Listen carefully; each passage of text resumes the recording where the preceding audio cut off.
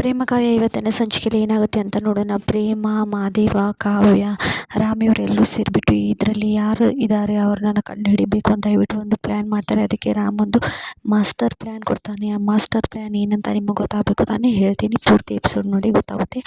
ಆಗ ರಾಮ್ ಹೇಳ್ತಾನೆ ಪ್ರೇಮಗೆ, ನೀನು ಅವನು ಪೊಲೀಸ್ ಇದ್ದಾನಲ್ಲ, ಅವನು ನಿನಗೆ ಬೆಸ್ಟ್ ಫ್ರೆಂಡ್ ಕಾಲೇಜ್ ಡೇಸಲ್ಲಿ. ಅವ್ನ ಕ್ಯಾರೆಕ್ಟರ್ ಎಲ್ಲ ನಿಮಗೆ ಗೊತ್ತಿದೆ. ಅದಕ್ಕೆ ನಾನೊಂದು ಪ್ಲ್ಯಾನ್ ನಿಮ್ಗೆ ಹೇಳ್ತೀನಿ, ಹಾಗೆ ಮಾಡಿ ಇದರಲ್ಲಿ ಯಾರಿದ್ದಾರೆ ಅದೆಲ್ಲ ನಮಗೆ ಗೊತ್ತಾಗುತ್ತೆ ಅಂತ ರಾಮ್ ಹೇಳ್ತಾನೆ. ಅದಕ್ಕೆ ಕಾವ್ಯ ಓಕೆ ಡನ್ ಅಂತ 4 ಜನ ಸೇರಿಬಿಟ್ಟು ಡನ್ ಅಂತಾರೆ.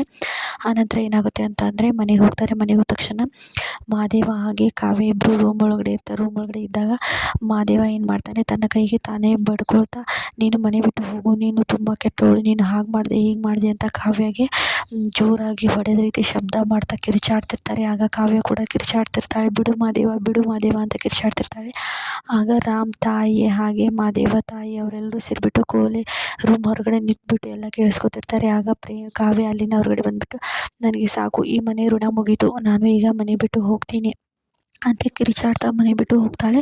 ಹಾಗೆ ಆಟೋದಲ್ಲಿ ಕೂತ್ಕೊಂಡು ಆ ಪೊಲೀಸ್ಗೆ ಕಾಲ್ ಮಾಡ್ತಾಳೆ, ನೋಡು ನನಗೆ ಈ ಮನೆಗೆ ಇರೋಕ್ಕಾಗಲ್ಲ, ಮಹಾದೇವ ನನ್ನ ತುಂಬ ಹೊಡಿತಾ ಇದ್ದಾನೆ, ನನಗೆ ಏನು ಬೇಕು ಬಾಯಿಗೆ ಬಂದಾಗೆ ನನಗೆ ಬೈತಾ ಇದ್ದಾನೆ, ನಾನು ಕಾಲೇಜಲ್ಲಿ ಹೇಗಿದ್ದೆ ಇಲ್ಲಿ ಬಂದು ಹೀಗಾಗ್ಬಿಟ್ಟಿದ್ದೀನಿ, ನೀನು ಮನೇಲಿ ಇದೆಯಾ ಅಲ್ವಾ, ನಾನು ಅಲ್ಲಿಗೆ ಬರ್ತೀನಿ ಅಂತ ಹೇಳ್ತಾನೆ. ಅದಕ್ಕೆ ಪೊಲೀಸು, ಹೌದು ನಾನು ಮನೇಲಿ ಇದ್ದೀನಿ, ಇಲ್ಲೇ ಮನೆಗೆ ಬಾ ಅಂತ ಹೇಳ್ತಾನೆ. ಆಗ ಅವನಿಗೂ ಕೂಡ ತುಂಬ ಖುಷಿ ಆಗುತ್ತೆ. ಈಗ ಕಾವ್ಯ ಬರ್ತಾಳೆ, ನನ್ನ ಮನಸ್ಸಲ್ಲಿರೋದನ್ನೆಲ್ಲ ಕಾವ್ಯಗೆ ಹೇಳ್ಬಿಡಬೇಕು, ಹಾಗೆ ಮಹಾದೇವನಿಗೆ ಡಿವೋರ್ಸ್ ಕೊಟ್ಬಿಟ್ಟು ನನ್ನ ಜೊತೆ ಮದುವೆ ಮಾಡ್ಕೊ ಅಂತ ಕೂಡ ಹೇಳಬೇಕು ಅಂತ ಆ ಪೊಲೀಸ್ ಅನ್ಕೊಳ್ತಿರ್ತಾನೆ. ಈ ಕಡೆ ಕಾವ್ಯ ಪ್ಲ್ಯಾನ್ ಸಕ್ಸಸ್ ಆಗೋ ರೀತಿ ಇದೆ ಅಂತ ಕಾವ್ಯ ತುಂಬ ಖುಷಿಯಲ್ಲಿರ್ತಾಳೆ. ಹಾಗೆ ಮನೆಯಲ್ಲಿ ಮಹಾದೇವನ ತಾಯಿ ಕೂಡ ತುಂಬ ಟೆನ್ಷನ್ ಇದೇನು ಕಾವ್ಯ ಈ ರೀತಿ ಜಗಳಾಡಿ ಮನೆ ಬಿಟ್ಟು ಹೋಗಿದ್ದಾಳೆ, ಈಗ ಏನು ಮಾಡೋದು ಅಂತ ಅವರು ತುಂಬ